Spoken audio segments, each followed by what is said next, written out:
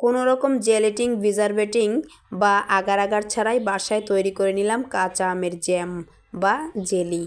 আজকের রেসিপিটা যদি ফলো করে বাসায় একবার তৈরি করে নেন, আশা করি তাহলে আর দোকান থেকে কখনোই কিনে খেতে হবে না, বাসায় তৈরি করে নিতে পারবেন এই কাঁচা আমের জ্যাম বা জেলি, যা ছোট বড় সবাই পাউরুটি দিয়ে খেতে পছন্দ করে। আসসালামু আলাইকুম, welcome to Mariam mini kitchen. কিভাবে বাসায় খুব সহজে তৈরি করে নিলাম কাঁচা আমের জ্যাম, সেই রেসিপিটা শেয়ার করব আজ আপনাদের সাথে। আমি এখানে প্রথমে 3টে কাঁচা আম নিয়ে নিয়েছি। আমগুলোকে ভালো করে একটু পিলারের সাহায্যে ভালো করে খোসাগুলোকে ছাড়িয়ে নিয়েছি। এই পর্যায়ে সবগুলো আমের খোসা ছাড়ানো শেষ, ভালো করে ধুয়ে পরিষ্কার করে নিলাম। আমগুলোকে একটু ছোট ছোট করে কেটে নিলাম। আপনারা চাইলে একটা গ্রেটারের সাহায্যে গ্রেট করে নিতে পারবেন, যার যেরকম সুবিধা অনুযায়ী করে নেবেন। তো আমার কাছে মনে হয়েছে আমি একটু কেটে নিলে আমার সময় সাশ্রয় হবে, তা আমি কেটেই নিয়েছি। এই পর্যায়ে সবগুলো আম কাটা শেষ। আমি একটা প্যানের ভিতরে আমগুলোকে আমি দিয়ে দেব। সবগুলো আম আমি একটা প্যানের ভিতর বসিয়ে দিলাম। এরপর 2 কাপ পরিমাণ পানি আমি দিয়ে দিলাম। এরপর চুলোটাকে অন করে 10 থেকে 15 মিনিট পুরো জাল করে নিতে হবে এই আমগুলো। ততক্ষণ পর্যন্ত অপেক্ষা করতে হবে যতক্ষণে না আমগুলো পারফেক্টলি সিদ্ধ হচ্ছে। পুরো 15 মিনিট জাল করার পর আমগুলো কিন্তু পারফেক্টলিভাবে সিদ্ধ হয়ে গেছে। আমি একটু চেক করে নেব আমগুলো সিদ্ধ হয়েছে কিনা। দেখতেই পাচ্ছেন একটি কাঁটা চামচ দিয়ে চাপ দিলে আমগুলো কিন্তু গলে যাচ্ছে, মানে এ পর্যায়ে আমগুলো সিদ্ধ হয়ে গেছে। এরপর আমগুলো আমি তুলে নেব। তুলে নিয়ে একটি স্ট্রেনারের সাহায্যে আম আর আমের পানি দুটোই আলাদা করে দিব। আমগুলোকে আমি ভালো করে সেঁকে নিব। এই আমগুলো কিন্তু আমার এই রেসিপিটা বানানোর জন্য আর প্রয়োজন নেই।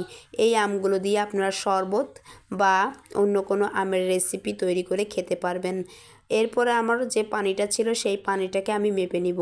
এখানে আমার 1 কাপের তুলনায় একটু বেশি পরিমাণ পানি হয়েছে, তাই এখানে আমি 1 কাপ পরিমাণই চিনি দেব। কারণ যতটুকু পানি হবে ঠিক ততটুকুই কিন্তু চিনি দিতে হবে, সেই দিকটা অবশ্যই খেয়াল রাখতে হবে। যতটুকু পানি হবে ঠিক ততটুকুই চিনি দিতে হবে। তাই আমার যেহেতু 1 কাপের তুলনায় সামান্য একটু বেশি হয়েছিল, তাই আমি 1 কাপ চিনি দিয়ে দিয়েছি। এরপর একটু ভালো করে নাড়াচাড়া করতে হবে যতক্ষণ না পর্যন্ত চিনিটা ভালো করে গলে যাচ্ছে। এ পর্যায়ে চিনিটা যখন গলে গেছে, তারপরে আমি সামান্য একটু গ্রিন ফুড কালারটা দিয়ে দিলাম। যেহেতু আমি কাঁচা আমের জ্যাম তৈরি করব, তাই গ্রিন ফুড কালারটা ইউজ করলে জ্যামের কালারটা কিন্তু পারফেক্টলিভাবে কাঁচা আমের কালার চলে আসবে।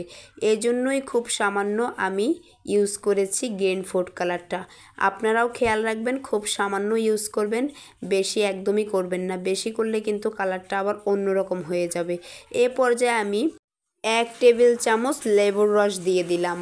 আপনারা চাইলে হোয়াইট ভিনেগারটাও ইউজ করতে পারেন। এই লেবুর রসটা দিলে একদম সুবিধা হচ্ছে আপনার এই জেলটা পুরো দীর্ঘদিন যাবৎ খুব ভালো থাকবে, কোনো রকম সমস্যা হবে না। এরপর একটু আমি চামচে করে উঠিয়ে এর থিকনেসটা দেখার চেষ্টা করলাম। যখন সুতোর মতো করে একটু আঁশ ধরবে, তখনই মনে হবে পারফেক্টলিভাবে এই মিশ্রণটা তৈরি হয়ে গেছে। এ পর্যায়ে আমি চুলো থেকে উঠিয়ে গরম গরম একটি পাত্রের ভিতর ঢেলে দিলাম। এই পাত্রটা কিন্তু অবশ্যই কাচের হতে হবে। এটাকে আমি ভালো করে ধুয়ে একটি টিস্যু পেপারের সাহায্যে ভালো করে মুছে নিয়েছি, যাতে করে এক্সট্রা কোনো পানি না থাকে। এ পর্যায়ে কিন্তু আমার একটু অবশিষ্ট হয়েছিল, অন্য একটা পাত্রে নিয়ে নিলাম। দেখতেই পাচ্ছেন আমার এই যে মিশ্রণটা কিন্তু একদম তৈরি হয়ে গেছে, পাত্রে ঢেলে নিয়েছি। এই পর্যায়ে আমি 5 থেকে 6 ঘন্টার জন্য নর্মাল টেম্পারেচারে রেখে দেব। অবশ্যই ফ্রিজে রাখতে হবে না, নর্মাল টেম্পারেচারেই এটা জমে যাবে। তো আমার তৈরি হয়ে গেছে। 5 থেকে 6 ঘন্টা পর চলে এসেছি। দেখতেই পাচ্ছেন আমার জেলটা কিন্তু একদম তৈরি হয়ে গেছে।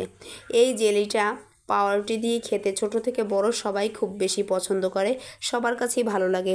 আমার জানা মতে জেলি পছন্দ করে না এমন লোক তো আমি কখনোই দেখি নাই। যাই হোক, আপনাদের যদি আজকের রেসিপিটা ভালো লাগে, কাঁচা আম ফুরিয়ে যাওয়ার আগেই অবশ্যই বাসায় একবার ট্রাই করে নেবেন। আর যখন ট্রাই করবেন একটু বেশি করে ট্রাই করবেন, সারা বছর যেন সংরক্ষণ করে রাখতে পারেন, আর যখনই মন চাইবে তখনই যেন খেতে পারেন। আশা করি আজকের রেসিপিটা সহজভাবে আপনাদেরকে দেখাতে পেরেছি, আপনাদেরকে বোঝাতে পেরেছি। তাহলে আজকে এ পর্যন্তই। সবাই ভালো থাকবেন, সবাই অনেক বেশি সুস্থ থাকবেন। আল্লাহ হাফেজ। দোয়া থাকবে আপনাদের জন্য, দোয়া করবেন আমার জন্য।